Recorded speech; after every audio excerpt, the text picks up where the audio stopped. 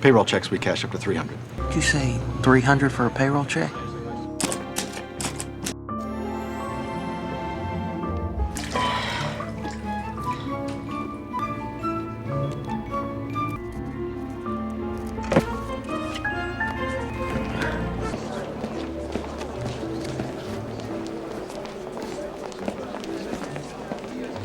Hello, how are you? Fine, thank you. I have a payroll check here I'd like to cash. Certainly. Thank you.